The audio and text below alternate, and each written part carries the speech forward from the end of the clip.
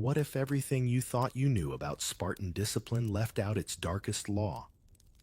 We picture them as warriors obsessed with battle, but the agog included practices that forced intimacy on the young, binding them to their elders in ways meant to create absolute loyalty. Some historians defend it as tradition. Others see it as brutal control. The truth lies somewhere in between, and it's a chapter most history books skip. Was this loyalty building, or something far darker? Let me know your thoughts in the comments and tell me the time you're watching. If you want more history no one else dares to touch, subscribing is your choice. You arrive in the world not as someone's precious little bundle, but as Sparta's newest draft pick, and the scouts are waiting. Imagine it. Your body is only hours old, yet stern men are already circling like picky judges at a dog show. They check your chest limbs, even your face. Are you sturdy enough, symmetrical enough, Spartan enough? If yes, congratulations, you get to live. If not, well, the cliff at Mount Tegetus becomes your first and final cradle. Brutal doesn't even begin to cover it. The hook here is simple, and Sparta love doesn't choose who survives, law does. From this first breath, you belong less to your mother's arms than to the collective will of the state. That milk you drink, it's a temporary loan before the agog swallows you whole. Even as a baby, every giggle, every cry is weighed against the needs of a society obsessed with strength. Picture a modern hospital where newborns are evaluated like applicants for a sports team, not for cute Instagram photos, but for military readiness. It sounds dystopian, but for Spartans, it was Tuesday. Your parents don't debate bedtime stories or which school you'll attend. Instead, your fate hinges on whether the elders approve your body. The father, rather than hugging his infant, might hold him out like a piece of livestock waiting for the elder's nod. And if the nod doesn't come, the baby isn't given back. Imagine the weight of that moment, your own bloodline controlled by public decree. This wasn't cruelty for cruelty's sake. It was efficiency, pruning the tree early so the state never had to waste resources on branches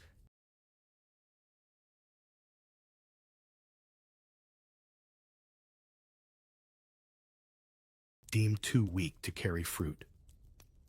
The funny thing, Sparta prided itself on being a society that loved discipline more than affection. Babies elsewhere in Greece could grow into poets, merchants, or philosophers. But here, you were a seed meant only to sprout into soldier. You're not nurtured for individuality. You're cultivated for conformity. And even mothers, who endured 9 months carrying you, had to swallow the idea that you weren't truly theirs. You were Sparta's property. That's a twisted kind of daycare, isn't it? Think of Lycurgus the lawgiver.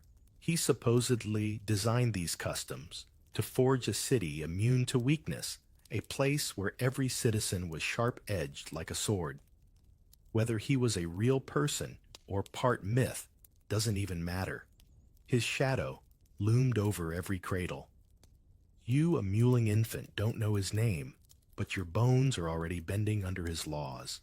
He's like a CEO you'll never meet, but every paycheck, every coffee break, every sigh at your desk is ultimately his design. The pressure didn't stop with survival. Even if you passed inspection, your upbringing was molded to match the same ruthless standard. Nurses could swaddle you loosely to toughen your muscles, deny you comfort when you cried, or plunge you into cold water so your body learned to fight chill instead of blankets. Picture your average toddler tumbling around in a playground. Now, replace the slide and sandbox with icy baths, coarse cloth, and deliberate neglect. Not because the adults hated you, but because they believed this forged resilience. Love, if it existed, was a luxury hidden under layers of state necessity. Do you wonder what it did to Spartan parents? Imagine the silence of a mother told her baby failed inspection. In Athens, grief might be softened with rituals, songs, or poetry. In Sparta, grief was swallowed whole, spat out as pride. Better the city loses one than raises the weak. It's like the world's harshest parenting manual. Don't bond too much. Don't coddle. Don't even assume tomorrow will come, unless the elders say so. When you survived, the reward wasn't freedom, but deeper obligation. You grew up knowing you'd been chosen. The cliff rejected others, but you remained proof of strength, or maybe just luck. That knowledge, whether you understood it consciously or not, became a leash. You were constantly reminded that your body was state property, polished and tested like bronze armor. Even your survival was a debt to Sparta, a debt you would pay back in sweat obedience and battles. The oddest part: this system worked for what Sparta wanted. For centuries, this tiny city held its ground against enemies far larger. But the cost was staggering. Individuals erased, families broken, and affection smothered under law. When you lie awake, imagining your earliest years, the lesson isn't lullabies, but survival. The state doesn't just teach you how to live, it decides if you deserve to. By the time you reach 7 years old, your life changes so abruptly it feels like a kidnapping, except your parents don't resist, they hand you over. Childhood in Sparta doesn't belong to you or your family. It belongs to the agoge, the state's iron-fisted school. Imagine a camp where every rule is designed not to protect children, but to break them down and rebuild them into weapons. That's where you march bare feet, slapping against the dirt, head-shaved, eyes wide as older boys smirk at the fresh recruits. The agoge isn't about reading Homer under olive trees or learning how to charm crowds like an Athenian orator. Here, your curriculum is pain, hunger, and silence. The first lesson: obedience. You're taught to keep your eyes lowered when elders speak, not because respect feels natural, but because hesitation brings punishment. Teachers don't coddle, they whip. The lash isn't a deterrent. It's a teaching tool as common as chalk in a modern classroom. Can you picture today's PTA meeting if parents were told their kids would be publicly flogged for mumbling? Meals are small deliberately so. Hunger is baked into the syllabus. You receive just enough to survive, but never enough to feel full. The reasoning is simple. Constant hunger makes you resourceful. If you want more, you must steal. But here's the cruel twist: you're punished not for stealing, but for getting caught. Picture that the state practically encourages you to sneak food, then savages you if you slip up.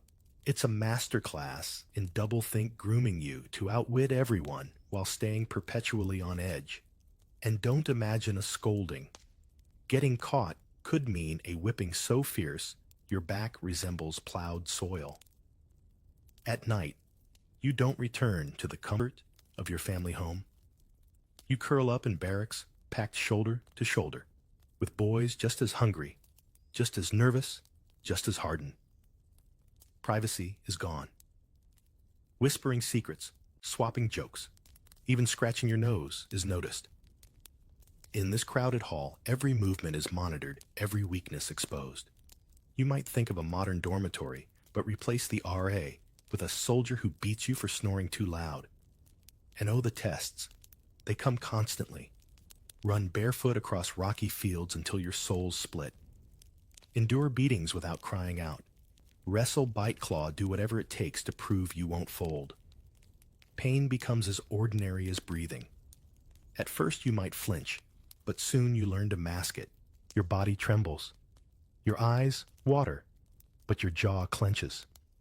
Crying is weakness, and weakness is shame.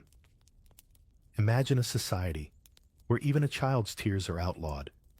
How different would our world look if playgrounds echoed only with silence? The strangest part might be the surveillance. Older boys, already shaped by the system, serve as overseers. They spy, they report, they enforce. They're not much older than you, but already they wield power like miniature tyrants. If you think school bullies today are bad, imagine them backed by law, encouraged to watch you fail, rewarded for cruelty. There's no safe corner in the agogsh, no refuge. Every peer could be both comrade and snitch. Yet in a warped way, bonds do form. Suffering together forges a solidarity ordinary childhood friendships rarely touch. The boy next to you, who shared a crust of stolen bread, who shielded you when lashes fell too hard, that's a bond born of fire. Some historians argue this was part of the plan too. Unity mattered. Spartans had to trust one another in the phalanx shoulder press to shield no gaps allowed. What better way to ensure unbreakable loyalty than shared pain from the age of 7? Think for a moment, would you survive this system? Would hunger sharpen you or hollow you? Would the lashes make you harder or break you? The Agog didn't care about individuality. It churned boys into soldiers like a factory producing identical spears. You weren't supposed to shine only to hold the line. Excellence wasn't brilliance, it was endurance. By the time you're a teenager, you hardly remember your parents' touch. Home is a ghost. The barracks, the drills, the punishments, these are your reality. You walk taller, thinner scarred, but with eyes that already calculate survival in every room. Childhood, as the rest of Greece knew it, Song's family mischief, never belonged to you. The Agogi owned you, and as you trudge across the dusty training field, stomach growling, skin welted, you know you've been reshaped into something less human and more Spartan. By the time your voice cracks and your shoulders begin to broaden, the Agog throws you into yet another arrangement that feels less like choice and more like conscription of the heart. The law pairs you with an older Spartan, a mentor figure, though mentor sounds far too cozy for what's actually happening. In Athens, a mentor might teach you philosophy or poetry. Here in Sparta, he shapes your body, your will, and awkwardly, your intimacy. The state requires this bond, not for love, not for kindness, but because it believes such connections make you sharper, fiercer, more loyal to the brotherhood of warriors. Picture it, you're 15, still half boy, half man, and suddenly an older Spartan singles you out. Maybe he's respected, scarred from battle, his presence heavy as bronze. Maybe he terrifies you. Either way, the choice isn't yours. Society expects him to mold you and expects you to yield. Does it matter what you feel? Not really. Feelings aren't part of the curriculum here. If this sounds confusing, that's because it is. The law doesn't leave room for consent in the modern sense. It leaves only duty. What's interesting is how the Spartans dressed this up as noble. Philosophers later claimed these pairings encouraged courage and discipline, as if an older warrior's watchful eye could make you braver on the battlefield. They framed it as a path to manhood, almost like a rough apprenticeship, but with far more pressure. Imagine if today's internships required not just shadowing your boss, but living in his shadow body and mind. You're not interning for Starbucks here. You're interning for survival. You might ask, was there affection? Sometimes, maybe. Some pairs grew close, finding warmth in the icy barracks. Others endured it coldly like chores. What mattered was not love, but the bond's outcome. Were you tougher, braver, more obedient? Think of it like a fitness trainer who isn't interested in your personal goals, only in whether you can bench press more for the team's glory. The relationship isn't about you, it's about Sparta. Of course, this system came with tension. Not every boy wanted to be chosen, not every man wanted to choose. Yet pressure carved over choice. Refusal wasn't exactly encouraged. It branded you strange, even suspicious. To the Spartan mind, dodging the bond meant dodging your duty. And in a society where conformity was prized above all suspicion, was a dangerous label to carry. Now imagine how this shapes your sense of self. Your body isn't just yours, it's under constant review. Your loyalty isn't just to your peers, but tethered to one older figure whose approval, whose training, even whose presence dominates your teenage years. Your nights in the barracks blur into long days of running drills. And there he is, always watching, correcting, sometimes praising more, often demanding. If you slip, the lash follows. If you excel, the credit belongs as much to him as to you. The irony. While outsiders whispered scandal about Spartan practices within Sparta, this was normalized, even idealized. The bond was described in lofty terms, wrapped in talk of virtue and courage. Historians like Plutarch later painted it as almost spiritual, a union of souls striving together. But when you live inside it, it's less poetry, more pressure cooker. The law doesn't allow space for your personal compass. Whether you feel admiration, fear, resentment, or nothing at all doesn't matter.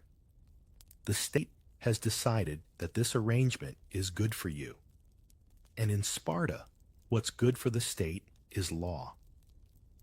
And yet the strange part is these bonds sometimes did what they were meant to do, forged terrifying warriors, fighting alongside someone you're bound to, someone whose approval you crave, or whose wrath you fear can indeed push you harder than fighting alone. Shoulder to shoulder, in the phalanx you don't want to falter, not in front of your comrades, and certainly not in front of him. Would you thrive under such scrutiny, or would you wither crushed by the weight of being molded by another man's expectations? The truth is, no one cared what answer you whispered to yourself in the dark. The only answer Sparta wanted was shown in battle scars and silence under the whip.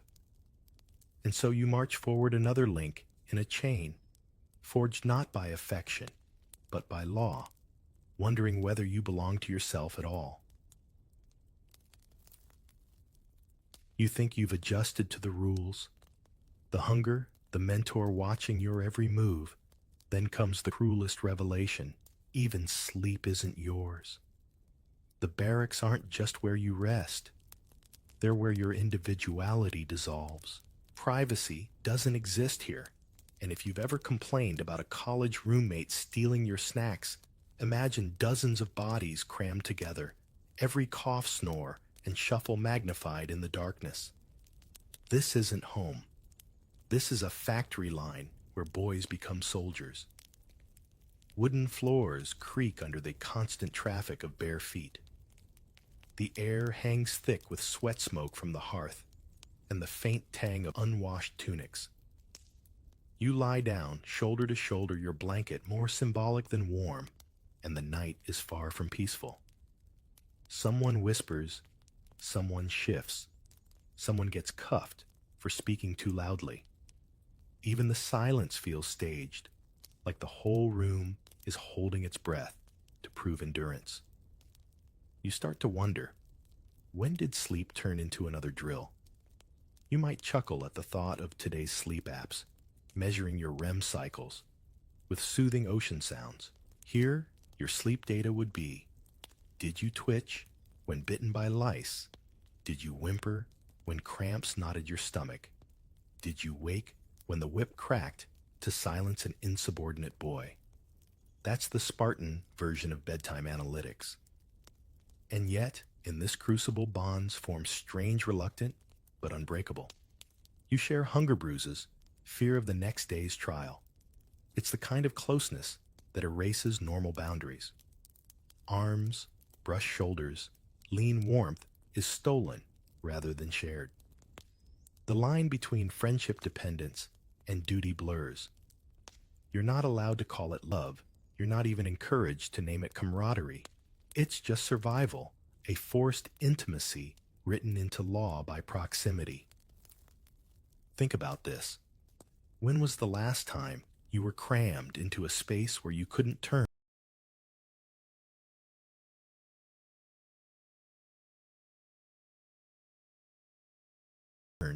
without touching someone? Maybe a packed subway car at rush hour, bodies pressed against you, breath mingling with strangers. Now imagine living like that every night for years, with no exit button, no polite, excuse me.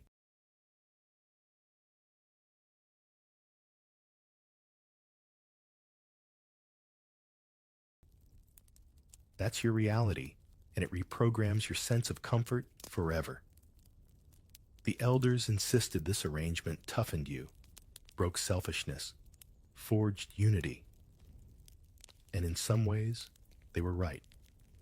When you fight in a failing shield to shield, knowing the man beside you has shared your lice and your nightmares, hesitation disappears. But what gets lost in the process? A sense of self, a sense of private thought. Even your dreams are infiltrated by the collective, because when you wake, you do so as one body dozen hearts pounding toward the same rhythm. Some accounts whisper of boys who rebelled quietly, an extra breath of laughter, a whispered joke about an overseer. But rebellion here isn't rebellion as we know it. It's fleeting, a spark quickly snuffed. Imagine telling a joke at school, only to be whipped bloody for the punchline. How long before humor becomes dangerous, even to yourself? Still, not everything in the barracks was cruelty. There were moments, small, fragile, where kindness slipped through. An older boy sliding his crust of bread toward you. Someone shielding you during inspection. These flickers of humanity are what you cling to, though you never speak of them. Naming them might make them vanish. This is what makes Spartan nights so haunting. They're not nights of rest or even of dreams. They're nights of negotiation between hunger and exhaustion, between fear and trust, between the warmth of bodies and the cold demands of the state. You learn that survival isn't just about enduring lashes or running barefoot over thorns. It's about mastering the art of closeness without ever calling it closeness. And as you rise at dawn, shaking straw from your tunic, rubbing grit from your eyes, you realize you've become something different. Less a boy, not yet a man, but certainly no longer your own. You're a thread in a tightly woven fabric stitched by the law, and tearing free isn't an option. By the time you've hardened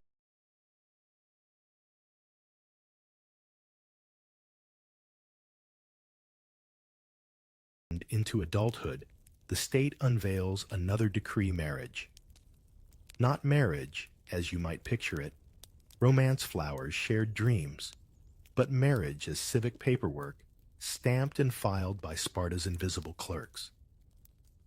Your wife isn't someone you wooed, not a partner chosen through affection or chemistry. She's assigned like a chore, as though the state is saying, "Congratulations, you've advanced to the next stage in our human resources program." You meet her not in candlelit intimacy, but through ritualized arrangements. Sometimes families coordinate, sometimes officials step in, but in every case, love has nothing to do with it. You are not asked whether you find her charming, witty, or beautiful. What matters is whether the match looks promising for the production of strong children. The phrase "marrying for love" would make a Spartan laugh the way we laugh at the idea of paying taxes voluntarily. It simply isn't in the cultural script. it's worth pausing here. In Athens, men might pursue courtesans, spend hours at symposia, or pen poetry dripping with desire. In Sparta, you trudge through the motions, your wedding less a personal milestone and more a line item in the state's fertility ledger. Imagine being told your spouse was selected, not because she completes you, but because she complements Sparta. That's the level of romance you're allowed. The wedding itself doesn't soften things. Instead of a joyful celebration, the ceremony is stripped down practical, even unsettling. Your bride is sometimes seized. Her head shaved, her body clothed in men's garments before she's brought to you. This strange disguise supposedly eases the transition for a young groom more familiar with barracks than with women. Can you picture a modern bride shaved bald and dressed in men's clothes, her first night orchestrated like a state ceremony? It's not the stuff of romantic comedies, that's for sure. Your duty is clear: produce children, sons ideally. Daughters are tolerated, but less celebrated. There's pressure here not whispered, but shouted in every glance from the elders. A barren marriage isn't a private sorrow, it's a public failure. Men who don't produce heirs risk ridicule, fines, even disenfranchisement. Your intimacy is judged not by tenderness, but by output. If you could file quarterly fertility reports to the state, you would. How does this affect your view of your wife? She isn't just partner or companion. She's a fellow cog, her womb, an extension of Sparta's army factory. That doesn't mean there was no affection at all. Some couples surely grew close over time. But affection here was incidental, never the goal. Think of a modern office arranged marriage. You and your coworker are assigned to run a project together. Maybe you get along, maybe you don't. But the project must succeed regardless. That's how marriage feels in Sparta, except the project is the next generation. Interestingly, Spartan women weren't the docile brides common elsewhere in Greece. They trained, physically learned to manage estates, and wielded unusual independence compared to Athenian women. Yet this strength didn't make marriage any less transactional. Your bride might match your stamina, but she still arrives in your life not as your chosen equal, but as the state's appointment. You don't daydream about her smile. You calculate whether she'll bear sturdy sons. Picture yourself now standing in a dimly lit room, staring at a woman you barely know. Both of you, caught in a web of expectations you didn't spin. There's no soft conversation about dreams or laughter spilling into the night. There's only duty, obligation, the invisible hand of Lycurgus reminding you that even your bed is Sparta's business. And you begin to realize something chilling. The law has marched you from birth inspection to agage training to marriage, and at no point have you been asked what you wanted. If you thought the wedding ceremony was odd, wait until you hear about the consummation. This isn't the tender night, celebrated in modern stories with candles, music, and awkward laughter. No Sparta prefers theater. The ritual begins with your bride, disguised like a boy hair cropped, dressed in a man's cloak, stripped of softness. Why? Because you've spent your formative years shoulder to shoulder with men in the barracks. The state, in its peculiar logic, thinks easing you toward a wife means making her resemble the only bodies you've known so far. Romance Spartan style is built on trickery. The strangeness doesn't stop there. The consummation happens in secrecy, almost as if marriage is something shameful rather than celebrated. You don't take her home and begin life together. You sneak to her, often at night, like a burglar breaking into your own house. Imagine explaining that to a modern couple. Yes, you're married, But you can only visit your spouse in secret, preferably disguised, and for heaven's sake, don't get caught. This isn't a honeymoon, it's a spy mission. The purpose behind all this, though, is deadly serious. The elders believed secrecy made your longing stronger, your connection sharper. Denial, they thought, sharpened desire the way hunger sharpens appetite. If you live apart, slipping to your wife's side only occasionally, then every encounter feels urgent, less about affection than about ensuring fertility. It's intimacy managed like a state ration, not too much, not too little, just enough to produce the next Spartan citizen. Consider the atmosphere of that first night. The air tense, the ritual awkward. You drilled to obedience now face the strangest command of all. Fulfill your civic duty, not on the battlefield, but in a dimly lit room with someone you hardly know. She shaved and cloaked, becomes less a partner and more a vessel of the law. There is no audience, no applause, but the pressure is louder than any crowd. It's almost comical to compare this with the modern idea of wedding night jitters. Couples today worry about spilled champagne or in-laws overstaying their welcome. In Sparta, your jitters revolve around whether you'll perform your role under the crushing gaze of cultural expectation.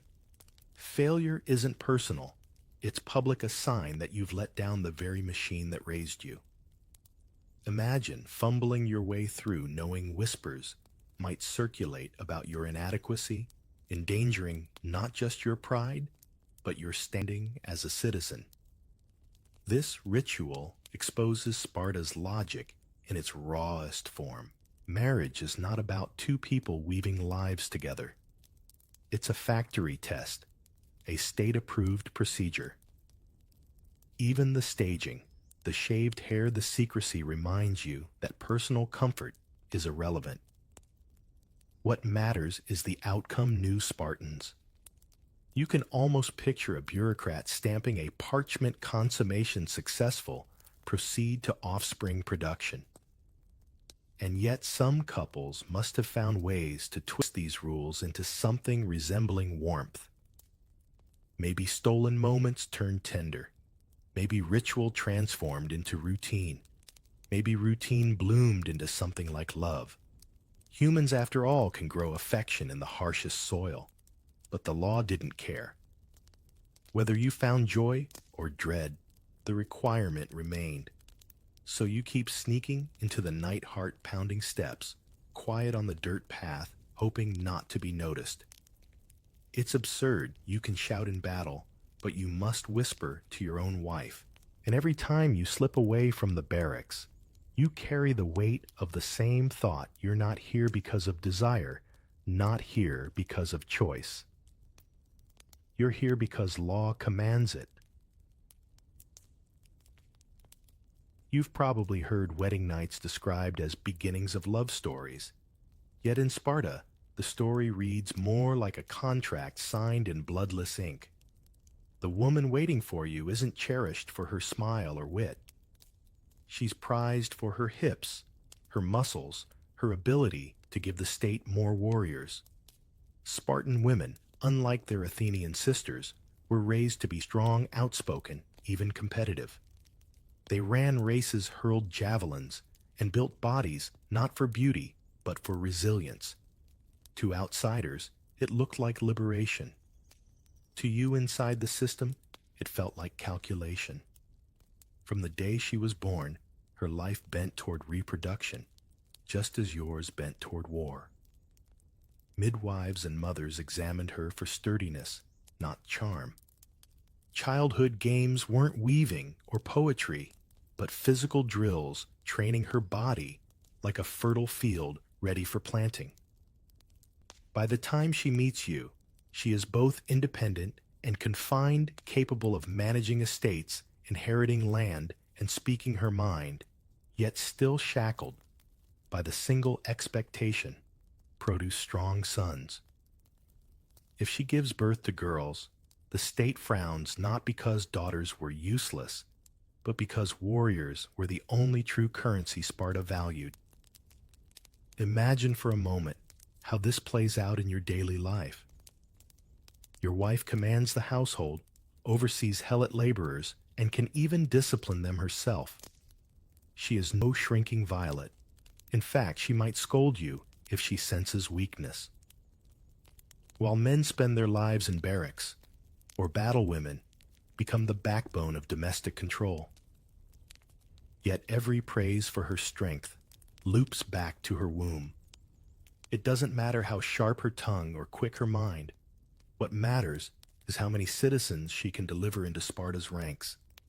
It's a strange paradox. Spartan women enjoy freedoms. Their peers in Athens would envy owning property, exercising publicly, even mocking men in festivals if they underperformed. And yet those freedoms are granted not for their individuality, but because the state wants them in peak condition for childbearing. Think of a modern corporation that offers gym memberships and leadership workshops, but only because healthier employees produce better profit. That's the logic. Empower her, but only as long as her power feeds the machine. Some women resisted, or at least mocked the arrangement. Ancient writers tell of Spartan wives joking about cowardly men, shaming them into bravery. In a culture where everything tied back to reproduction and war, even humor was weaponized. Could you imagine your spouse leaning over the dinner table to sneer, "Come back with your shield," or "Don't come back at all"? For a Spartan, that wasn't hyperbole, it was daily expectation.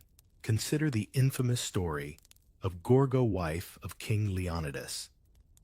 When asked by a foreign woman why Spartan women were the only ones who could rule men, she replied, "Because we are the only ones who give birth to men." It's a sharp line, celebrated for wit, but also chilling when you think about the weight it carries.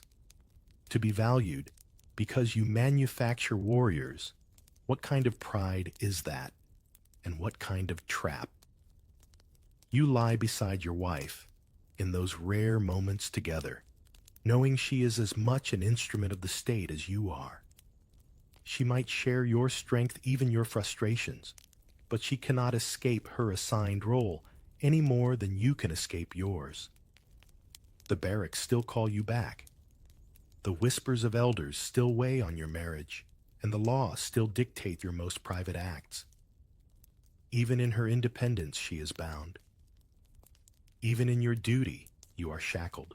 And between you, the only thread the state truly cares about is the cry of an infant strong enough to pass the next inspection.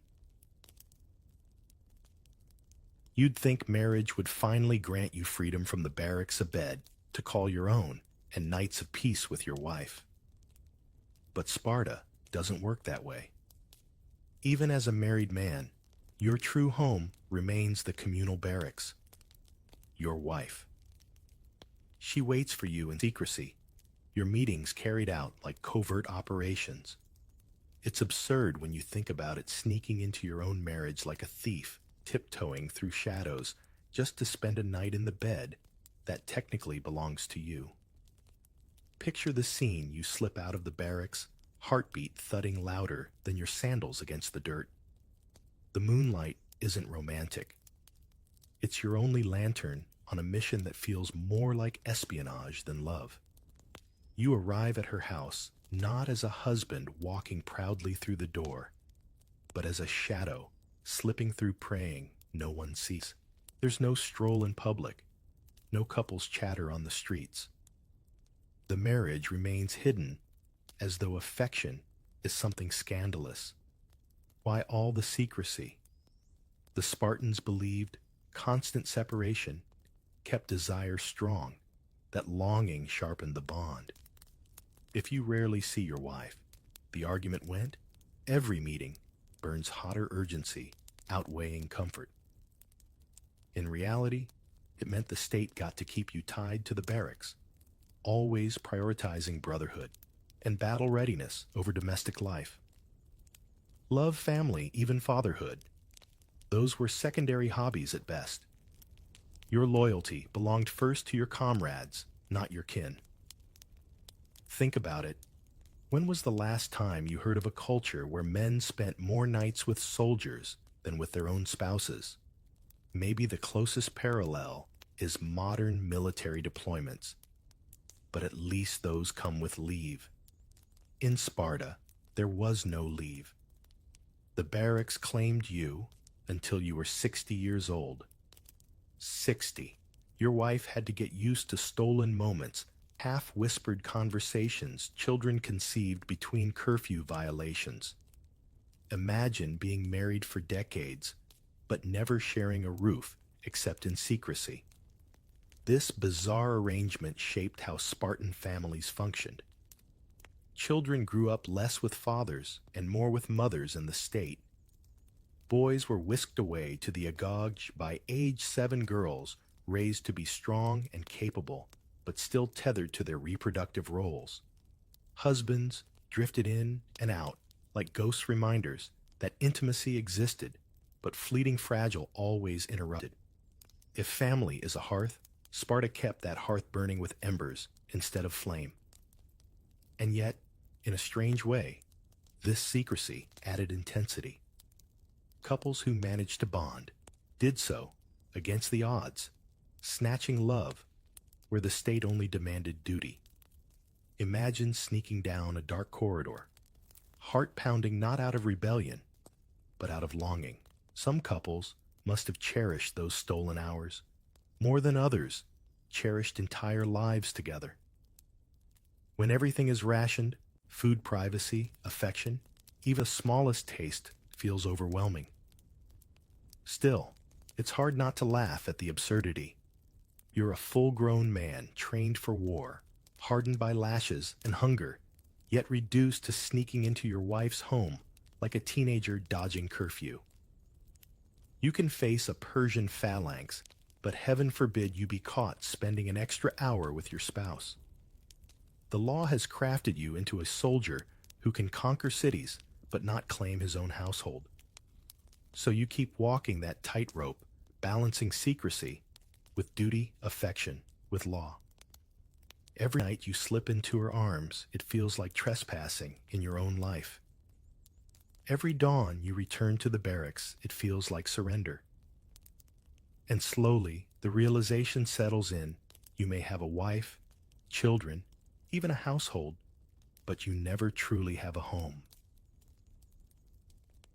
You've endured the inspections at birth, the lashings in the agog, the secrecy of marriage. But here's the cruel edge of Spartan law. It isn't enough to follow the rules, you must succeed in them. If you falter, if you fail to measure up, the shame cuts deeper than any whip. In Sparta, disgrace is a punishment all its own, and the city has 1,000 ways to brand you as less than a man. Take intimacy, for example. If you can't fulfill your duty to father children, whispers coil around you like snakes. A barren marriage isn't private, it's public humiliation. The elders don't shrug and say, maybe it wasn't meant to be. No, they question your usefulness, your virility, your loyalty to the state. A man without children is a broken cog in Sparta's machine. The fines come next, the ridicule, and sometimes even loss of citizenship. Imagine a tax penalty, not for unpaid income, but for unpaid visits to your wife's womb. And if you resist the bonds imposed on you, refuse a mentor, reject a wife, or shirk the barracks, the city brands you trembler, coward, deviant. The shame alone is enough to ruin you. Spartans were masters of mockery, wielding laughter like a blade. At festivals, women might hurl insults at men who lagged behind their duties, jeering their failures in public. Picture an entire community joining in your name, echoing as a punchline. No courtroom trial, no appeal, just ridicule sharpened to law. Even age offered no escape. Men who remained unmarried, past a certain point, were dragged into public ceremonies where maidens circled and taunted them with songs. These weren't playful jokes, but deliberate state-approved humiliation. Look at the man who refused his duty, the songs imply.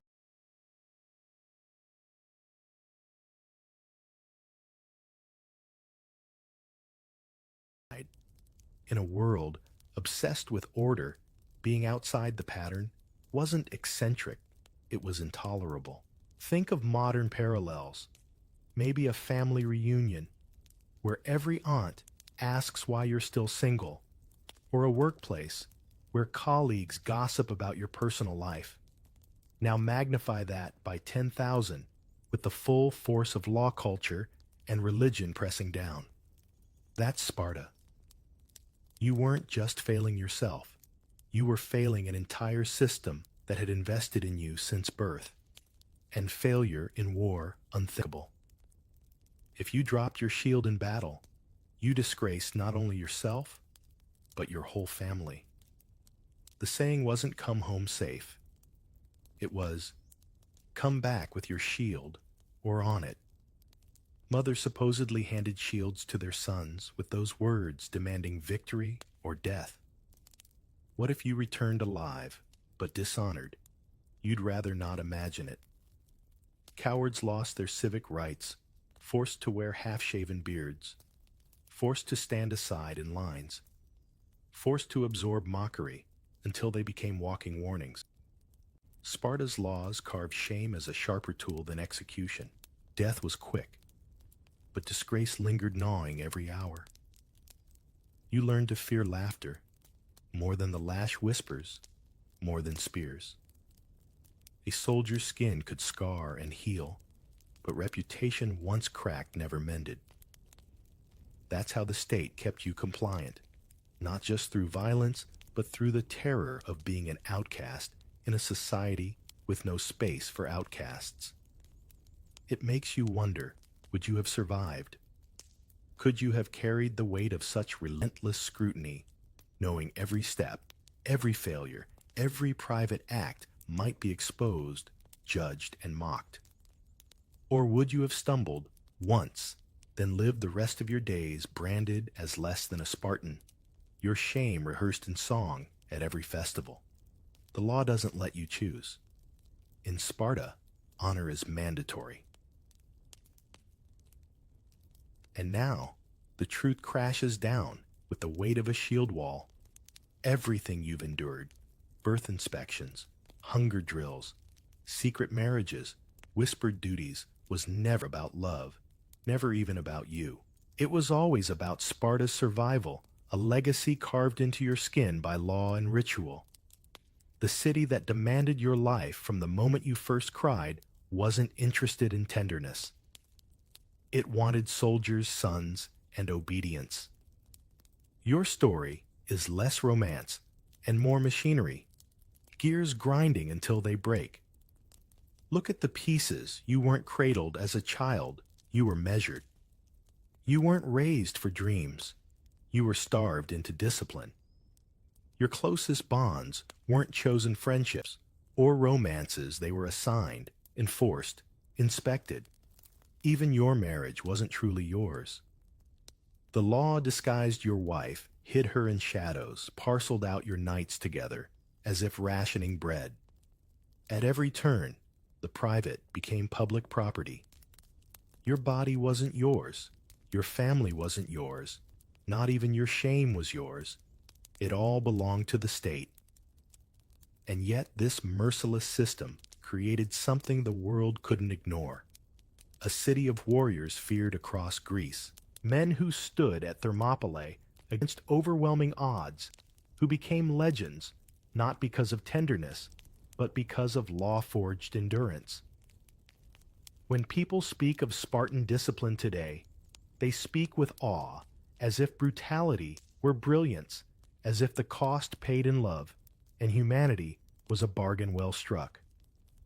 But was it? That's the uncomfortable question Sparta leaves behind.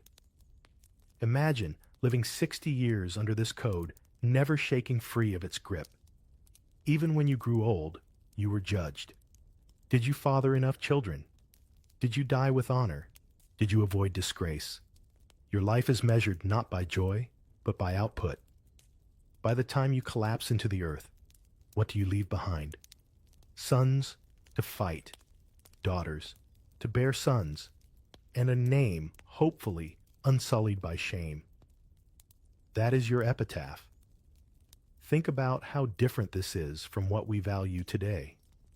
We celebrate individuality, romance, personal happiness. We tell ourselves love stories where people choose, where affection is cherished, where private life belongs to us alone. Sparta laughs at that. For them, love was irrelevant. Privacy was indulgence, and happiness was weakness. The only thing that mattered was survival through strength. And survival, in their eyes, demanded sacrifice, not just of comfort, but of the most intimate human bonds. There's a strange irony here. Centuries later, people still marvel at Spartan toughness, using the word Spartan as a badge of honor.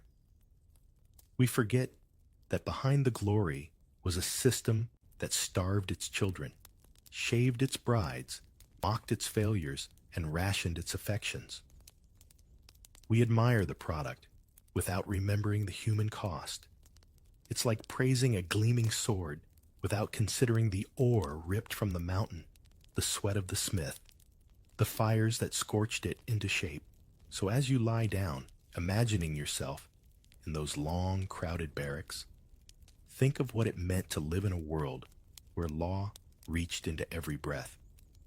Think of what it cost to become the warrior everyone admired, but no one envied. And ask yourself, would you trade love for law, privacy for strength, tenderness for survival? Or would you, if given the chance, have slipped away from the barracks one night and never returned, carrying with you not just your shield, but the possibility of being human again? From the cradle to the barracks, Spartan life was never about love, but about survival, law, and obedience. Even marriage and intimacy served only the state's hunger for soldiers. Yet beneath this system's iron discipline lay an even darker truth, the fate of infants themselves. Now we step into the chilling world of Spartan infanticide. You arrive in Sparta, not as a tourist, but as a newborn. And the first thing you realize, if a baby could realize anything, is that your life is not in your family's hands. Forget the cozy modern image of a doctor holding you up to bright lights while everyone claps. Here, a panel of grim-faced elders waits like a panel of talent show judges, only the prize isn't fame, it's survival. You squeal, you twitch, maybe you even sneeze, and every little movement is judged with the gravity of state law. One elder squints at your limbs, another checks if you're breathing strong. If your skin looks too pale, if your head seems oddly shaped, if you're too small, you may as well have just failed the most terrifying audition in history. Plutarch, writing centuries later, described how Spartan elders carried out this inspection in the so-called lesh, a public building, not a private nursery. The idea was simple. A child belongs to the city before it belongs to the parents. Think about that for a second. You tiny and wriggling are declared either fit for Sparta or not worth raising. There's no warm family debate, no chance for a parent to say, "We'll love them anyway." The state's verdict is final. Do you ever wonder how today's helicopter parents fussing about organic baby food and stroller brands would react if their local council voted on their child's right to exist? This harsh procedure was not done out of malice, at least not in the way we imagine cruelty. The Spartans believed they were doing something practical, something logical. Weak children, they argued, would only burden society. A warrior culture could not afford mouths that couldn't fight bodies that couldn't endure, or illnesses that drained precious resources. Harsh Absolutely. But in their eyes, merciful in the long run. Better to end life at the beginning than watch someone suffer through years of pain or uselessness. It's grim mathematics, the kind that only makes sense when survival, not comfort, is the currency. Imagine the parents, the mother who had endured childbirth without modern medicine, who perhaps had whispered to the baby in the dark hours before dawn, might find her arms empty again before she could even name the child. The father, trained since youth in the agoge and sworn to put Sparta before self, might not even flinch.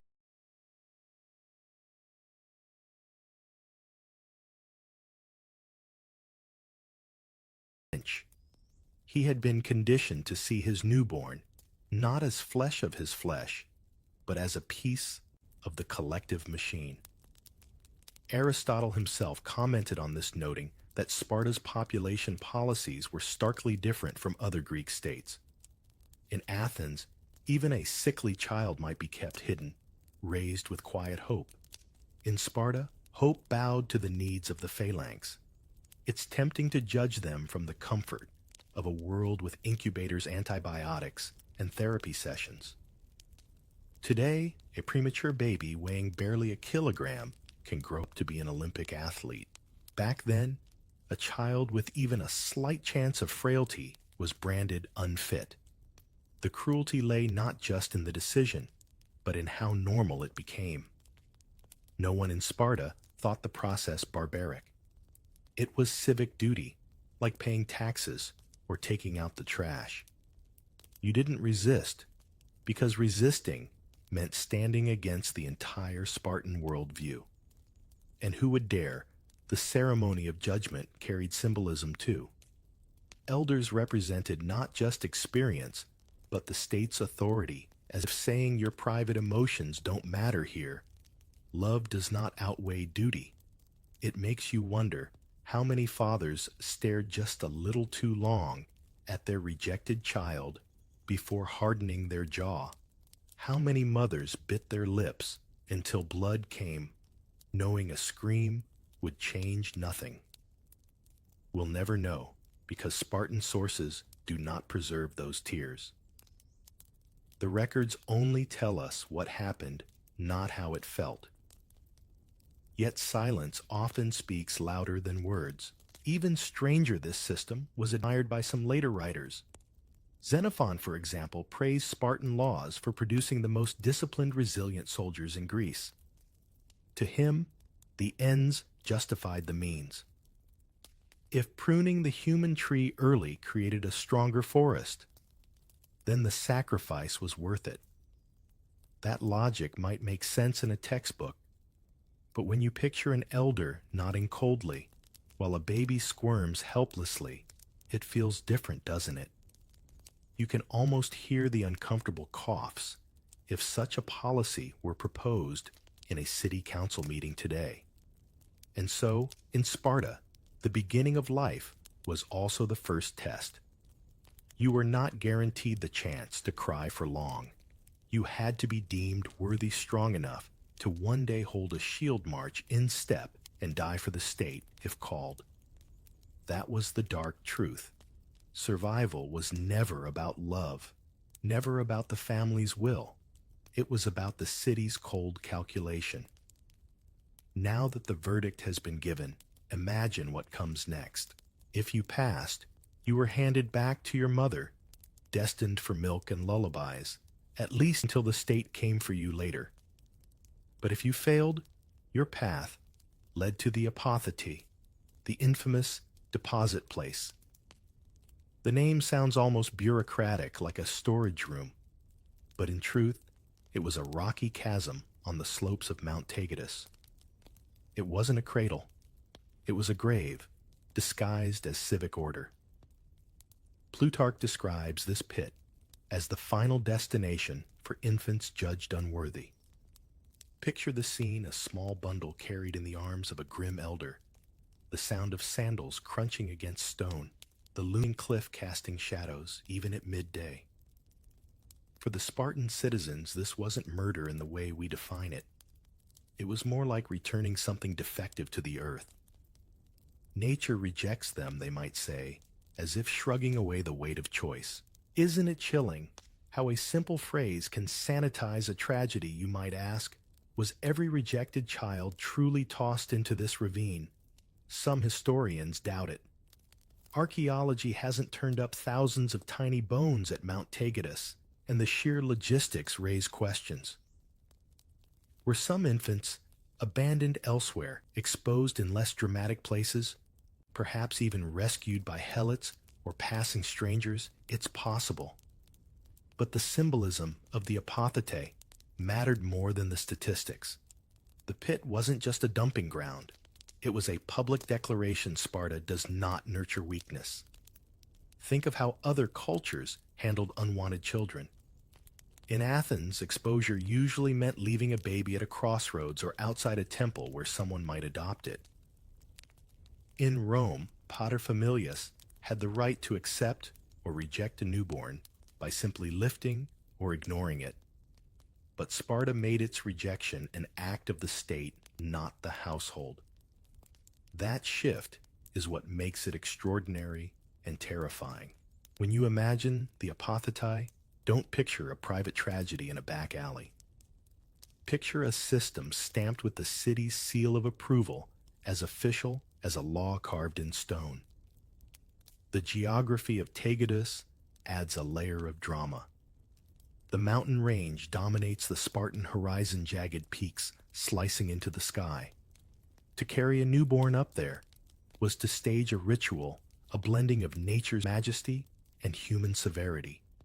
You can almost hear the cicadas buzzing in the summer heat, the clatter of loose rocks underfoot, the hush that falls when the bundle is set down or cast off. For the Spartans, this landscape wasn't hostile. It was part of the cleansing process, the mountain serving as judge and executioner alongside the elders. And yet, don't imagine that Sparta alone was cruel. Survivalist societies everywhere drew lines between the fit and unfit. The difference is, Sparta ritualized it, turned it into a civic identity. When foreign visitors heard of the apothete, they either gasped in horror or shook their heads in admiration. No wonder their warriors are unmatched, some said. Others muttered even barbarians would not do this. That contrast between awe and disgust has followed Sparta through history. It's worth pausing to compare with something closer to home. Consider how modern societies deal with the harsh limits of survival. We may not abandon infants on mountainsides, but debates around healthcare, genetic testing, and end-of-life decisions stir similar unease. When resources are scarce, when strength is idealized, uncomfortable questions arise. Who gets cared for, and who gets quietly set aside? You might shiver, realizing that the logic of the apothete hasn't vanished. It has just changed costumes. Now what about the mothers? For them, the pit wasn't a symbol. It was absence made permanent. A woman in Sparta could bear many children, but each time she knew, the city's hand hovered above the cradle. Did she dare hope, or did she steel herself, bracing for judgment as much as for childbirth? Plutarch doesn't record their tears, but you can almost hear them carried on the Taygetus wind. The mountain remembers what history omits. The apothete was not only about babies, it was about shaping memory. Every Spartan child who grew up knowing this story understood deep down you are alive because you were chosen. That awareness must have weighed heavily, fueling pride, but also anxiety.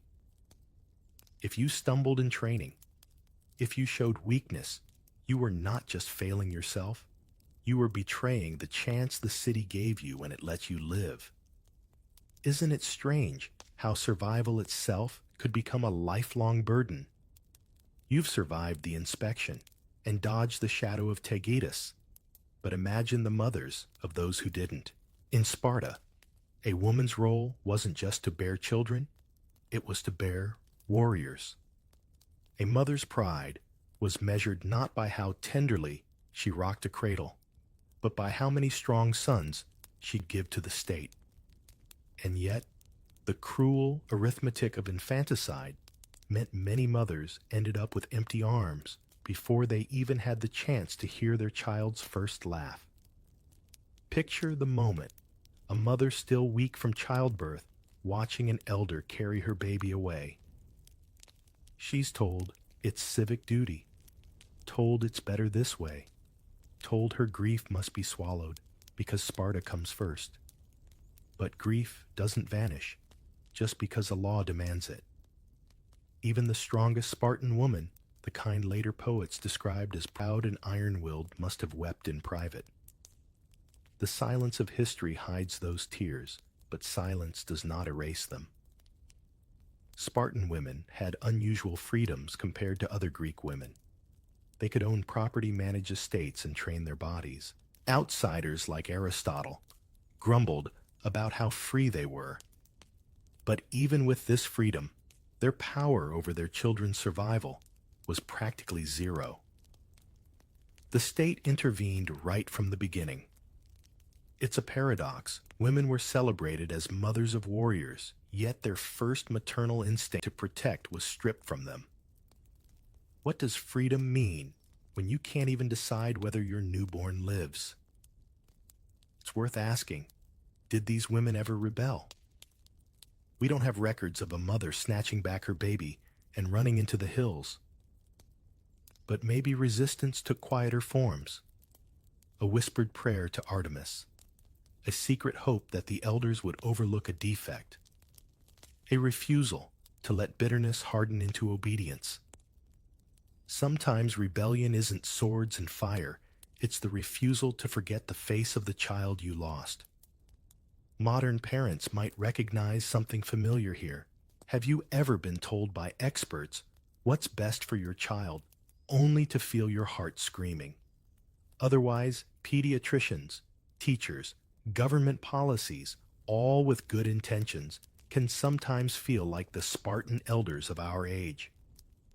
Of course, they aren't deciding life or death, but the tension between authority and instinct is eternal. Do you trust the experts, or do you trust the ache in your chest? Spartan mothers never got to choose. And yet we can't forget how the system rewarded those who did give birth to strong children. Mothers were honored for producing warriors praised in song and story. A famous line attributed to Spartan women is, "With it, or on it, the instruction to sons about their shields, meaning come back victorious or dead." It's a chilling motto, but imagine the pressure it placed on the women who spoke it.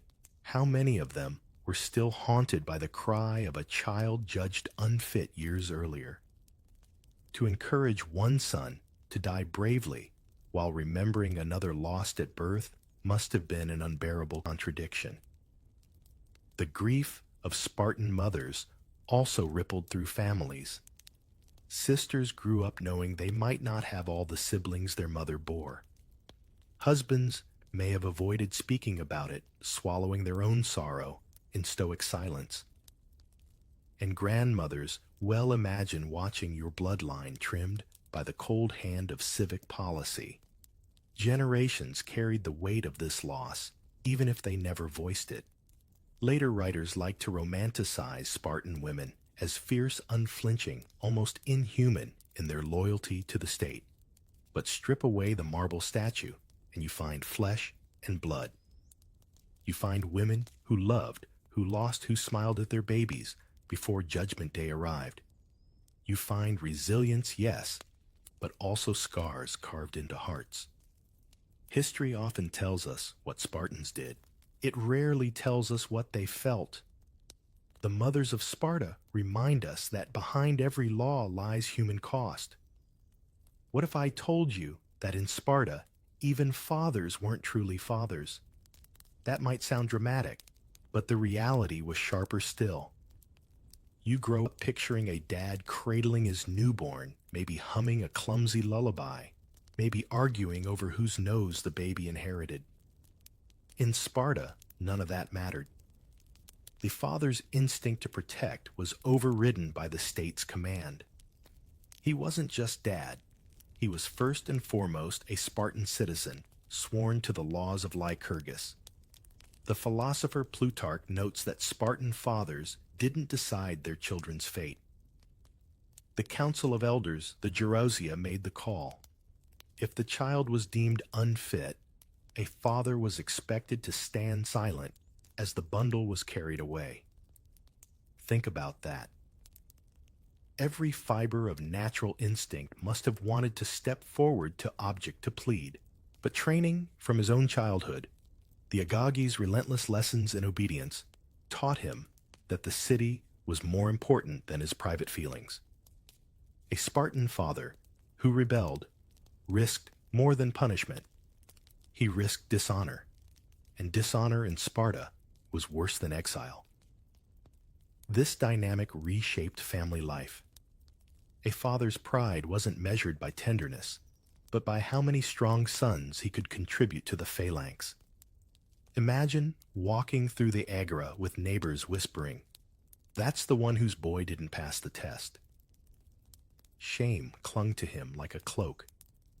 In a community where reputation mattered more than wealth, the loss of a child could be twisted into proof of weakness in the bloodline. That sting didn't fade quickly.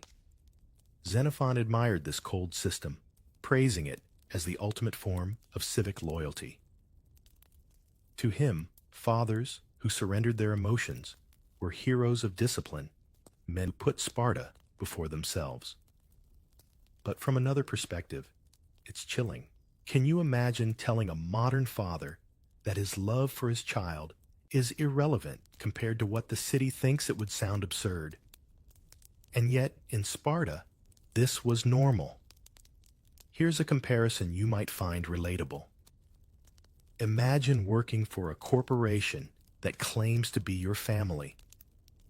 You give them your time, your loyalty, your health, but when they demand something unreasonable, longer hours, less pay, you're expected to smile and obey. That's the Spartan father, only magnified 100 times. His real family was the state. His biological family was secondary. You think you belong to your household, but in truth, you're on loan to Sparta. And yet some fathers surely struggled with this role. History doesn't record their quiet conflicts, but they must have existed. Maybe one man clenched his fists behind his back nails, digging into palms as his child was judged. Maybe another looked away, unable to watch.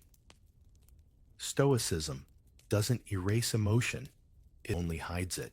The cracks in the armor were always there, even if Spartan culture demanded silence about them. It's also worth noting how this structure reinforced Spartan militarism. By denying fathers full authority over their own children, the state prevented family bonds from growing too strong. A soldier couldn't hesitate on the battlefield, thinking of his son's small hands. By controlling that first bond at birth, Sparta was already training men to sever personal attachment for the sake of collective duty. Clever, yes. Humane, not so much. Even kings were not immune. The story goes that King Agesilaus, though respected as a leader, had been born with one leg shorter than the other. Some whispered that under stricter interpretations of the law, he might not have survived infancy. Yet because of his royal bloodline, he was spared. It's a telling detail, even in a society obsessed with equality of discipline. Exceptions crept in when power demanded. Doesn't that sound familiar? Rules are rigid for the powerless, flexible for the elite.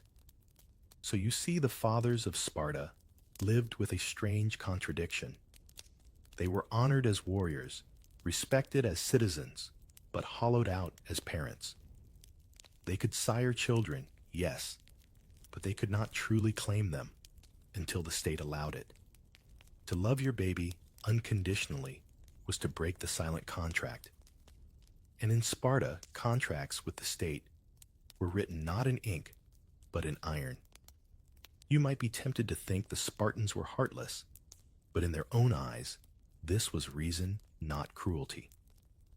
The logic was chillingly simple. A society built entirely on warfare had no room for those who could not fight. If every man must stand shoulder to shoulder in the phalanx holding the line until the last breath, then every weak body endangered not only itself, but also the man beside it. In a culture where survival depended on cohesion, the loss of one life at birth was framed as protection for many lives later. Plutarch again notes that the practice was designed to prevent the raising of ill-born children who might become a burden. The phrasing alone tells you everything. Children weren't seen as individuals, but as potential assets or liabilities. You weren't a person yet. You were a future soldier or a future drain. The calculation was cold, but it had its own logic. Imagine a modern coach cutting players from a team tryout. Only here, the cut wasn't about riding the bench. It was about riding out of life altogether. It's easy to sit back and call them monsters, but ask yourself, honestly, haven't we seen similar thinking, dressed in modern clothes? When hospitals ration care in crises, when insurance companies decide who gets treatment, when governments talk about sustainable populations, the echoes are there. We may not throw babies into ravines, but the calculus of survival versus cost hasn't disappeared. It's only been buried under layers of bureaucracy and softer language. The Spartans were not alone in this mindset either. Across the ancient world, societies practiced forms of exposure, abandonment, or selection. What set Sparta apart was the way they embraced it as state policy, not private shame. They didn't whisper about it in back alleys, they announced it on the mountainside. The dark truth wasn't the act itself, but the normalization of it, the way it was woven into their identity as naturally as their red cloaks or long hair. If you lived in Sparta, you might even convince yourself it was merciful. Better perhaps to let a child slip away quietly in infancy than to watch them suffer in a brutal world with no support for disability or chronic illness. Better to end pain before it starts. That argument can sound almost compassionate until you remember it wasn't compassion that guided the elders, it was utility. Compassion comforts the individual. Utility strengthens the state. The two were rarely aligned in Sparta. You can sense how this logic shaped not only policy, but psychology. Spartan children who survived grew up knowing they were the strong, the chosen. That pride carried with it an unspoken burden. If you faltered later, you were betraying the decision that spared you. Imagine the pressure of walking through life with the ghost of the apothete behind you whispering, "You lived, prove you deserved it." A child might not articulate it, but the weight pressed down all the same.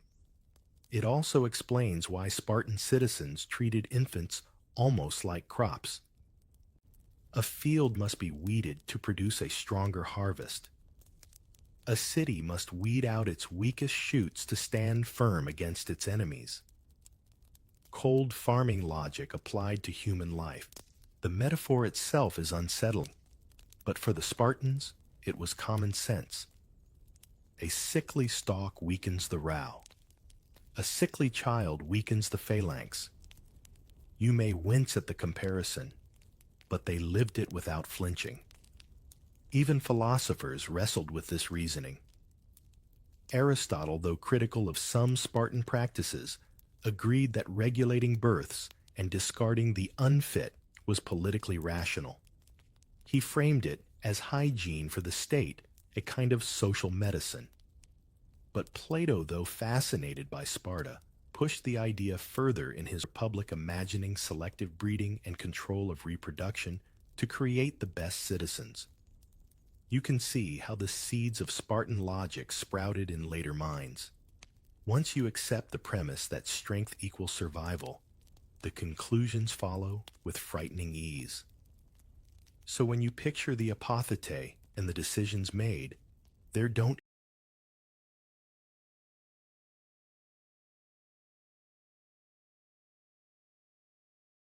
imagine random cruelty or barbaric sadism. Imagine clipboards, checklists of process as standardized as renewing your driver's license. That was the true horror, not rage, not chaos, but order. Cold, unyielding order, wrapped in the language of reason.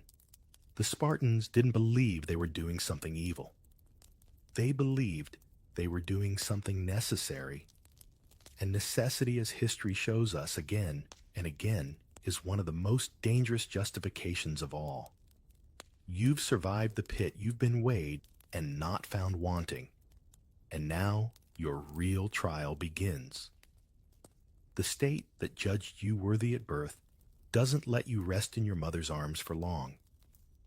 By the age of 7, you're plucked from your household and funneled straight into the Agoge Sparta's infamous training program. If the inspection at birth was the first pruning, this is the furnace that tempers what remains.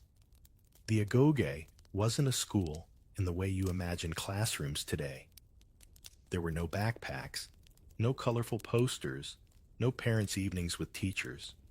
It was more like an endless boot camp where obedience was beaten into your bones and individuality was scraped away like rust. You ate at communal messes. You slept in barracks with other boys. You learned to endure hunger, cold, and humiliation without complaint. The logic was simple. If you couldn't endure hardship as a child, you'd never endure war as an adult. Hunger was deliberate. Boys were intentionally underfed, encouraged to steal food to survive. But if you were caught stealing, the punishment was severe, not because stealing was wrong, but because being caught proved you were clumsy. Xenophon admired this strange twist, pointing out that it honed cunning. It's a bizarre lesson in ethics, isn't it? Morality bent around practicality. Don't be virtuous, be effective. Don't get caught. You can almost imagine a modern kid's shocked face if their teacher said you should sneak snacks, but only if you're clever enough not to get detention. Pain was constant too. Whippings, contests of endurance, and brutal mock fights tested how much your body could take. Plutarch tells of boys who stood silent under lashes until their skin split all to prove Spartan toughness. Some even died during these rituals, martyrs, not for a god, but for an ideal of discipline. It sounds horrifying, but in their society, it was glorious. Weakness was shameful. Silence under pain was heroic. Have you ever held back a scream when you stubbed your toe in public just to look tough? Multiply that by 1,000 and you're close to the Spartan mindset. Friendships, or something more complicated, also formed under this pressure. Older youths often mentored younger boys, shaping them into warriors. These bonds could be strict, affectionate, or sometimes intense in ways that blurred lines between duty and intimacy. To the Spartans, it was another layer of control, another way to ensure loyalty. When your life depended on the man beside you in the phalanx, emotional bonds became tools of survival. The Agag also polished skills beyond brute force. You learned songs, chants, and even witty comebacks. Spartans prided themselves on brevity of speech, those sharp one-liners that still echo in history books. "Come and take them," Leonidas famously said to the Persians. That style wasn't natural, it was drilled. You were trained to be sharp, quick, and cutting with words just as you were with a spear. And through it all, the shadow of that early inspection never left. Every bruise, every scar, Every test was haunted by the thought you lived because you were strong enough. Now, you must stay strong or prove the elders wrong. It's like being hired for a job you never applied for one. You can't quit with failure, punished not by a pink slip, but by disgrace, or worse. Some boys thrived in this furnace, becoming models of Spartan discipline. Others cracked, but even their cracks were absorbed into the system lessons for the rest. The agog wasn't designed to be fair. It was designed to be relentless. If you faltered, you became a cautionary tale. If you endured, you became Sparta's pride. Either way, the machine kept moving. By the time you emerged at adulthood, the tender memory of your mother's arms, if you ever knew, it was buried under years of training. You weren't just a man, you were a Spartan, forged from birth to serve the collective.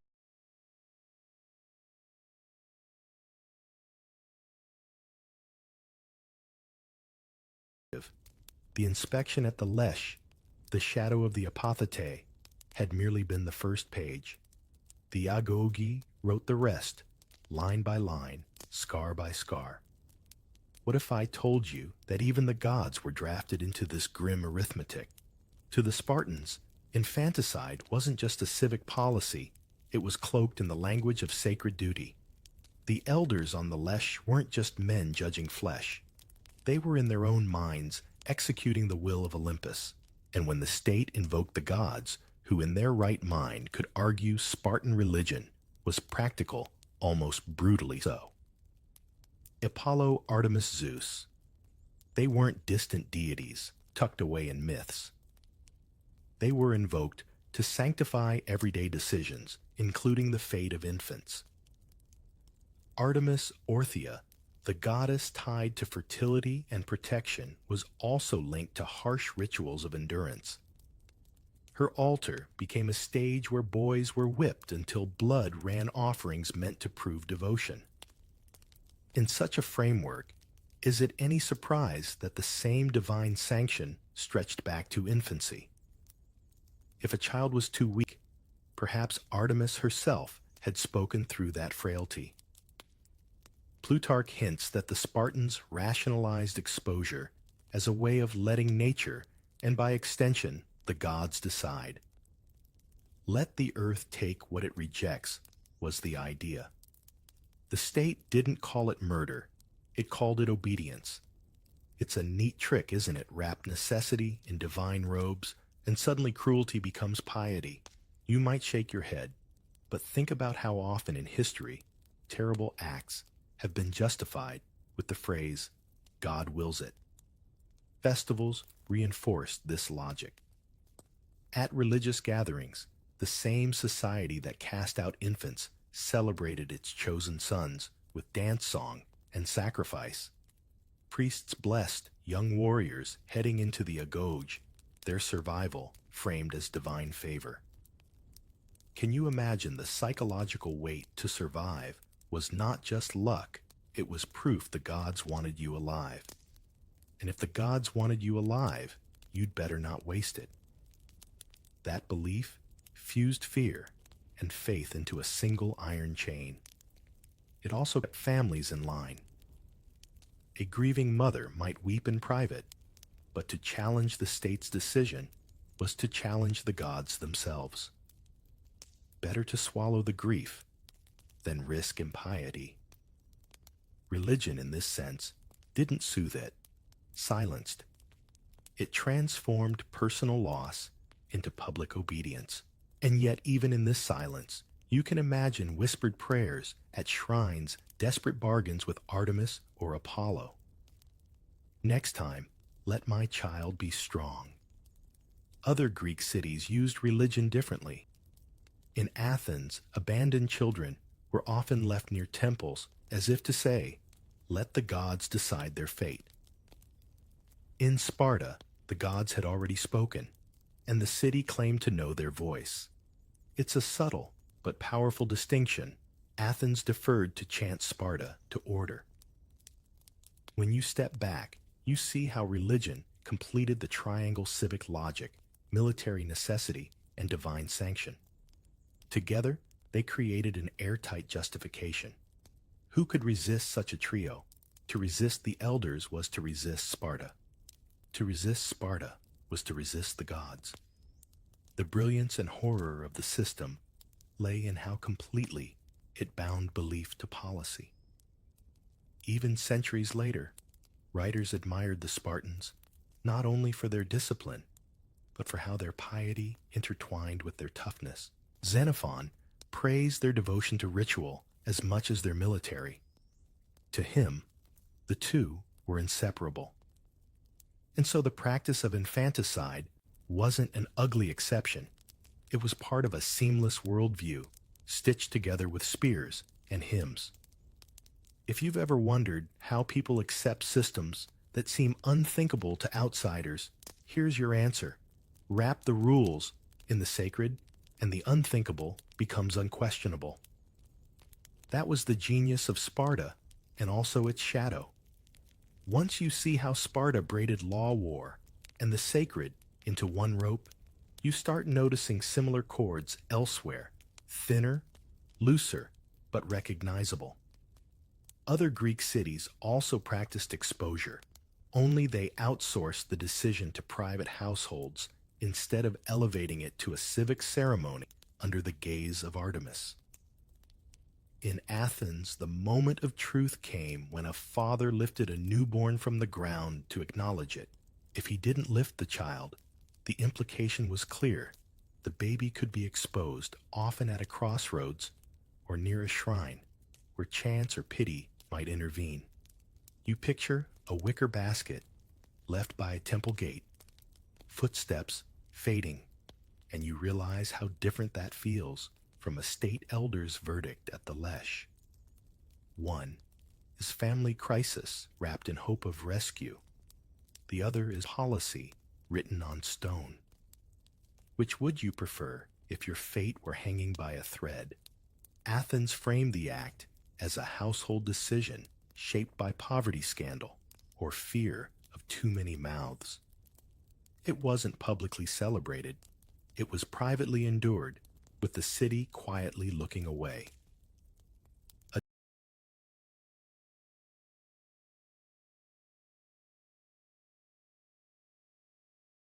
Adoption sometimes followed, and stories circulated of exposed children, later recognized by birthmarks and reunited with stunned parents.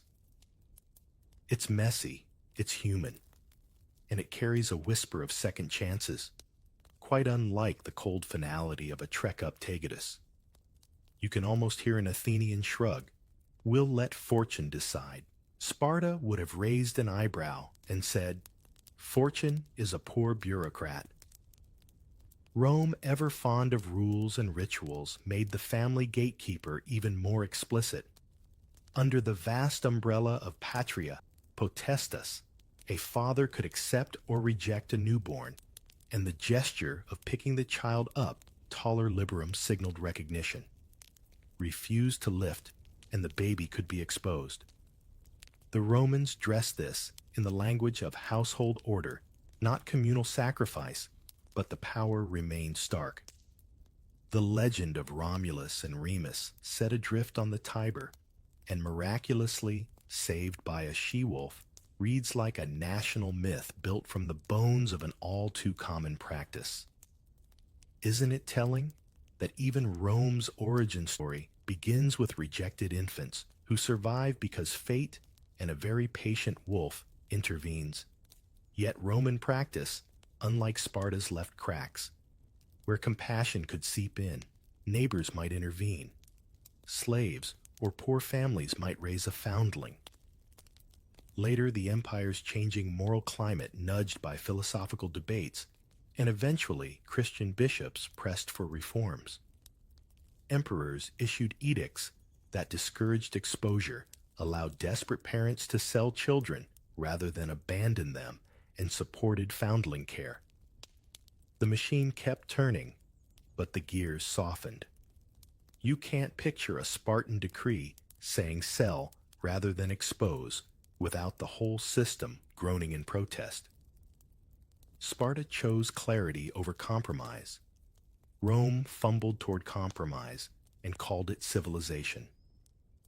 Elsewhere in the Greek world, you find variations on the theme. In Thebes and Corinth, exposure appeared as private tragedy, not public ritual. In Crete law, codes obsessed over inheritance and legitimacy skirting the harsh specifics, but revealing a culture preoccupied with fit heirs. Philosophers added their own spice. Plato, dazzled by Spartan discipline, imagined selective breeding and communal child-rearing in his ideal city, merciless in theory if tidier on paper. Aristotle, with his cool political thermometer, suggested regulating births and culling the unfit as if he were pruning a civic garden. You recognize the tune by now. When survival and order are the melody, mercy becomes the background hum. Move farther afield, and the pattern keeps repeating, but the reasons shift with the landscape. In small, resource-tight communities, think hard winters, unpredictable harvests, limited calories, the stark calculus sometimes tilted toward exposure during famines or crises. That doesn't excuse it. It explains how fear and scarcity push human beings to edges they'd rather never see. Would you judge a storm-battered village by the same standards as a wealthy port with granaries? It's the kind of uncomfortable question that makes you rub your temples at 2 a.m. and stare at the ceiling. Carthage adds a thorny case that scholars still argue about memorial grounds containing urns with the cremated remains of infants and small children, which some interpret as a ritual of offering others as a graveyard of high infant mortality dressed in religious rites. Whatever the final verdict, you sense the same pressure, a city trying to wrap loss in ceremony to shape grief into purpose. Sparta would nod at the impulse to sanctify necessity, even if the details diverged. When survival sits in the judge's chair, ritual often plays bailiff. If you're looking for a clean moral map, antiquity offers few. Athens relied on private decisions with a side door for rescue. Rome legalized paternal choice, but slowly carved out escape valves. Various polis looked the other way, while families solved problems in the shadows. Philosophers dreamed systems where the best citizens replaced the merely human. Only Sparta stood in the town square and declared, with mountain air in its lungs, the city decides. That's the difference. You keep circling back to, not that others were kinder, but that Sparta was prouder, more theatrical, more official about the cut. Now place yourself amid these options. If you were an anxious parent in Athens, you might slip to a temple at night and hope a kindly couple would find the basket. In Rome, you might argue your case with relatives, appeal to a patron, or later knock on a bishop's door. In Sparta, you would not argue. You would stand very still while the Gerousia inspected the swaddled bundle and pronounced a verdict that felt less like parenthood and more like politics. Which world would you choose if all three offered you both sorrow and possibility? You also start noticing the language each society uses to make itself feel better. Fortune will decide, say, Athenians outsourcing guilt to luck. Paternal authority, say Romans, wrapping power in the toga of tradition. The city's law, say Spartans, turning grief into duty. Even the most sophisticated cultures lean on phrases that translate pain into policy. And people go along because phrases are soft, softer than cliffs, softer than courts, softer than the sound a basket makes when you set it down and walk away. Across all these echoes, one truth keeps returning to your door, like an insistent knock. Systems reflect what they fear. Athens feared disorder in the oikos and chose privacy with plausible rescue. Rome feared a household without hierarchy and chose a father with a gavel. Sparta Sparta feared weakness contaminating the line and chose a mountain. When you compare them side by side, you don't get a tidy scale from bad to worst. You get a gallery of choices made under pressure, each framed by a culture's favorite justifications and blind spots. Does that make you a little more patient with the past, or a little more wary of the words we use today when we dress necessity in noble clothes? And somewhere, because history has a mischievous sense of timing, you recall the boys bleeding for Artemis, Orthia, the elders squinting in the Lesh, the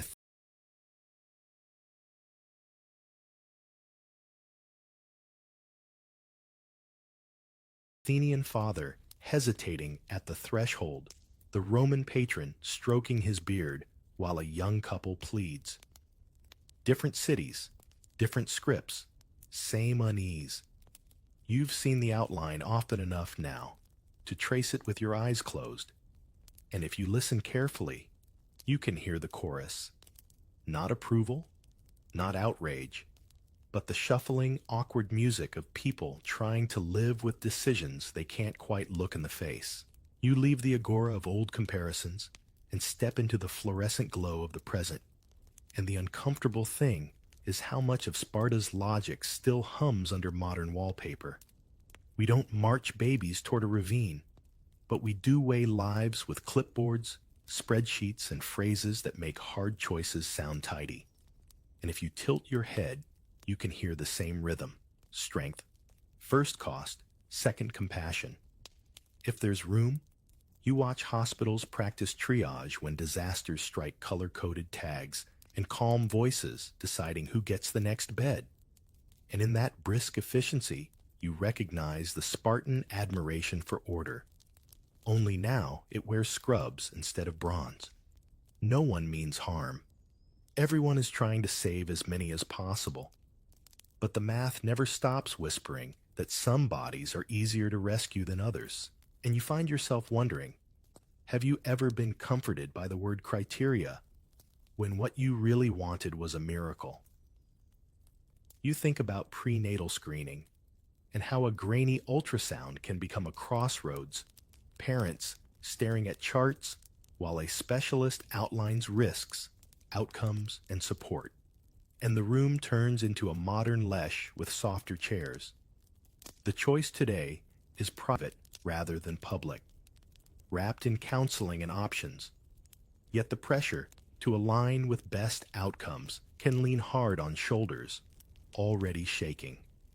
And the question that keeps floating up is whether best means cheapest, easiest, or truly most humane, which are not always the same things. You scroll through a health insurance portal that sorts people into tiers like a polite gatekeeper, deductibles rising like city walls, and you're reminded of that old Spartan trick of calling something rational until it stops sounding like a loss. If you've ever argued with a customer support script about whether a procedure is medically necessary, you've played a mild version of a very ancient game where worth is proven by the right boxes ticked and the stakes feel lower, only because no one mentions mountains. You glance at a gym advertisement promising no excuses in huge letters, and you can't help hearing a Lacedaemonian coach nodding along. And while a little grit never hurt anybody, the constant drumbeat that your body's value equals its output echoes the Agag's sermon.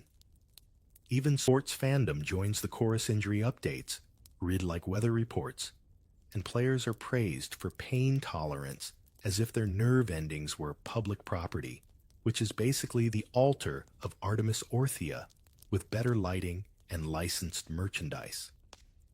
You think of people who complicate the old equation, the way a mathematician in a wheelchair rewrites cosmology from a voice synthesizer, the way Paralympians turn limits into highlight reels, the way artists living with chronic illness give the rest of us new ways to breathe, and you realize how much we would have lost if a society had decided at birth that only certain shapes of strength were allowable.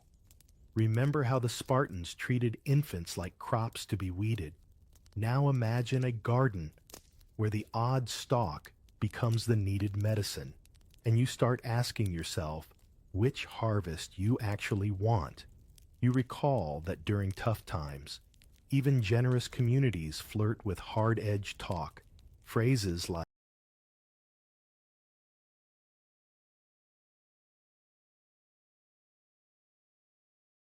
sustainable, efficient allocation and quality-adjusted life years stroll into public meetings in crisp suits. And none of those terms are wicked by themselves, but they can roll downhill toward a place where softer goods like dignity and belonging get downgraded for being hard to quantify. And that is exactly how the apothete began to sound reasonable to people who were tired and scared.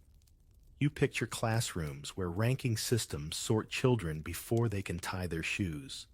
Gifted tracks swirling off like separate streams, while others are told to manage expectations. And although that's not a cliff, the message can feel familiar. You are either the chosen or the spare. Have you ever been nudged to believe your worth depends on your speed at standardized riddles, your height for basketball, tryouts, your ability to sit perfectly still under fluorescent lights, and if yes, did the agog just wink at you from across centuries? You look at job interviews that ask for culture fit and notice how often that phrase becomes a sieve catching anyone who doesn't match the already chosen mold. And somewhere, Leonidas smiles sadly because he knew that sameness is easy to command and difference is harder to harness. If you've ever swallowed part of yourself to slide through a door, you have practiced a domestic version of Spartan conformity, only with lattes instead of black broth. You consider gene editing and how the future sometimes arrives. Wearing a lab coat,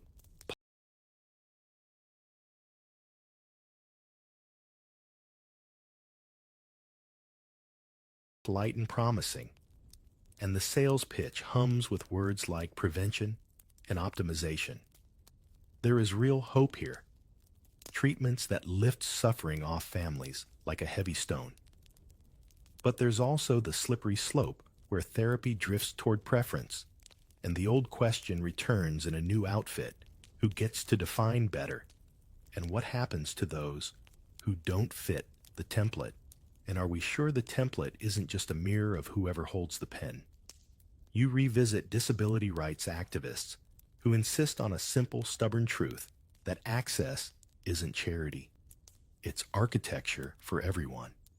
And their ramps, captions, and flexible work policies feel like a direct rebuttal to the lesh's narrow doorway. Do you notice how your own life runs smoother when curb cuts exist? How subtitles help even when you're not hard of hearing? How adjustable desks sing to backs that thought they were invincible? And doesn't that hint that societies grow strongest by stretching to fit more bodies, not fewer? You remember pandemics and the way graphs took over your week, and how morgue truck photos made numbers feel like knocking, and how you learned the vocabulary of ventilators and surge capacity, whether you wanted to or not. Triage was necessary. Ethics committees worked themselves raw, and still, the bruises linger because arithmetic can't hug parents afterward, which is why ceremony matters. Sparta's worst sin wasn't only the choice, but the pride that refused lament. And if you want a different legacy, you keep lament alive alongside logistics. You think about how humor helps you face dark things, the gentle sarcasm that lets you breathe through a hard story, and you borrow that tone now to ask a few soft questions when a slogan says survival of the fittest who picked the gym playlist, when a budget line reads unfunded, whose face slipped off the spreadsheet, when an admissions rubric values Polish, whose accent got filed under needs remediation. And can a society be brave enough to choose breadth over narrowness without losing its spine. You circle back to that mother in Sparta who had strength carved into her posture by law, and you let her stand beside a modern parent staring at a difficult diagnosis, and the two share a bench you wish didn't exist. One faced a city that took choice, away the other faces a maze of choices disguised as freedom, and both deserve more than slogans. Both deserve a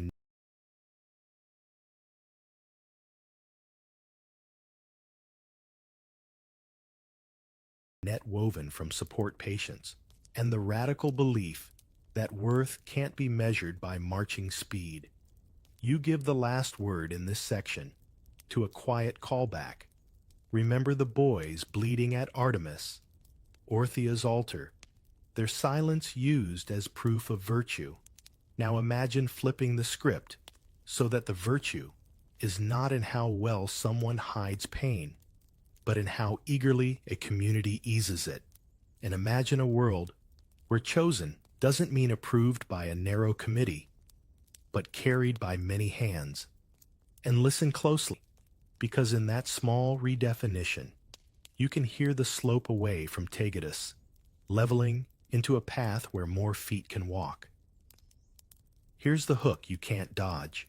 You cheer for Leonidas at the hot gates, while the wind from Tegetus still threads the chorus beneath the drums, and once you hear it, you can't unhear it. You point at bronze helmets on movie posters, you quote, "Come and take them at barbecues."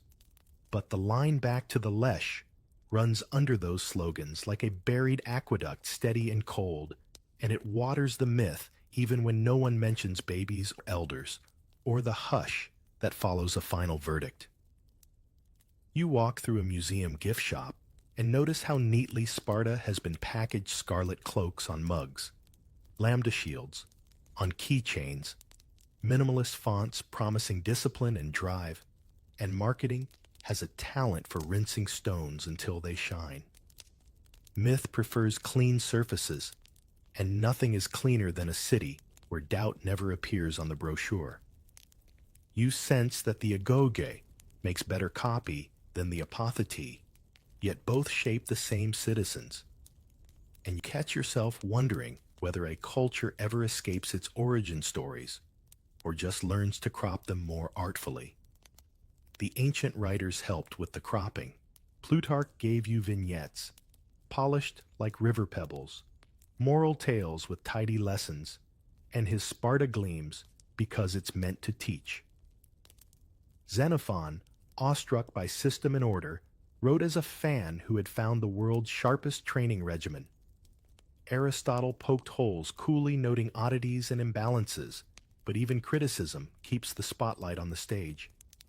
By the time their books passed through medieval scriptoria and early modern printing presses, Spartan meant tough, spare, admirable words you'd happily buy as a gym membership, while the rougher edges blurred as rough edges do when transmitted by elegant prose. Archaeology muddies and clarifies at once. Scholars dig near Tegetus and debate whether the dramatic ravine matches the stories, whether exposure was centralized or scattered, whether helots sometimes intercepted abandoned infants and folded them into hidden households. That uncertainty doesn't absolve. It complicates, which is healthier than absolution. You learn to hold two thoughts at once: that Sparta cultivated a civic ideal, which included harsh selection, and that the exact choreography of that harshness resists simple diagrams, which is another way of saying the past is a real place with weather and accidents, not a policy memo. Memory, for its part, is a moody architect. The Romans borrowed Spartan austerity like a fashion line sprinkling Laconian into compliments about brevity and grit. Renaissance humanists resurrected Sparta as a model of civic virtue when cities felt messy, because tidy examples make excellent mirrors. Modern totalitarians and certain schoolmasters peeked at the agoge and nodded too enthusiastically, proof that a good quotation can be a dangerous tool in the wrong workshop. You recognize the pattern. Every age finds in Sparta what it's looking for, which tells you as much about the seeker as the found. Popular culture wrapped the whole bundle in slow-motion heroics. Thermopylae became a mood board, salt spray. Bronze, glow six-pack theology, and the line between history and choreography blurred with the help of a very confident color grade. You're allowed to enjoy the spectacle. You're also allowed to whisper while the arrows darken the sky that a society's highlight reel sits on top of its everyday reel. The Lesh wasn't filmed, so the soundtrack can forget it, which is precisely how screen time chisels memory. Travel seals the deal. You stand where the Eurotas River slides past plane trees and the air carries cicadas and the faint grin of souvenir stalls. Guides mention Lycurgus, point toward Taygetus, throw in a line or two about the mysterious pit, and pivot to hoplite shields because that's what earns nods. You're not being deceived. You're being curated, and curation is how communities talk about themselves without crying in front of guests. If you've ever straightened your living room before visitors arrived, you already understand the impulse. Language leaves fingerprints too. Spartan in your mouth now means simple, austere, admirable, in restraint, a tidy apartment, a disciplined budget, a minimalist menu, all pleasantly far from mountain ravines. Laconic means witty brevity, not bureaucratic silence. Even black broth, once a punchline about grim cuisine, becomes a lifestyle meme for people who pretend coffee is a meal. Words wander, and when they arrive wearing new clothes, they quietly move meaning's furniture, which is how a legacy can live in your sentences without paying rent. So, what do you do with the lost cries, the ones no chronicle wrote down? Because parchment loves victories and hates hedges. You look for them in the negative space. In the way Spartan women needed iron spines, just to stand upright under law. In the way fathers learned to lock their faces when the state spoke first. In the way survivors of the Agagi carried the pressure of proving they were worth the mercy they'd been granted at birth. You trace them in the echoes you've already heard, orderly cruelty disguised as reason, obedience braided with ritual, the city's voice louder than a household's lullaby. None of this requires exhibitions of gore, only the patience to hear quiet. You measure the legacy by what it teaches you to ask. When someone praises efficiency, you ask whether the ledger includes the uncounted costs. When a policy claims divine blessing, you ask whether the blessing can tolerate questions. When a team company or nation boasts about pruning for strength, you ask whose hands get cut in the process and whether the harvest tastes better or merely looks uniform in a photograph. The Spartans left you a toolkit. You choose what you build with it, and blueprints matter because buildings outlast slogans. You fold in the callbacks because they help you keep your place. The Leshy, where elders judged the apothete, where landscape did the talking. The Agog, where boys learned to hide pain under songs at Artemis Orthia's altar. The clipboards and criteria of your own century that echo the old cadence. The black broth jokes you made to soften a hard story. Each returns like a bead on a string, and the string is what keeps you from dropping the thread when the myth gets loud. You remember the small kindnesses that leaked through cracks, even in iron walls, a helot who might have lifted a basket, a neighbor who whispered a prayer without asking permission, an elder who hesitated half a heartbeat longer than the law allowed and never admitted it aloud. Legacies are not monoliths. They're mosaics, and some tiles are warmer than others, which matters because the past isn't only a warning, it's also a field guide to human stubbornness in favor of good. You allow yourself one dry smile for balance. If a modern motivational poster shouts, "No weakness," you can nod at the font choice and then quietly add your own sticky note that says, "plus room for tenderness," because the trick is not to erase strength, but to widen its definition until the mathematician's voice synthesizer, the Paralympian's lane, the caregiver's hands at 3 a.m., and the child who needs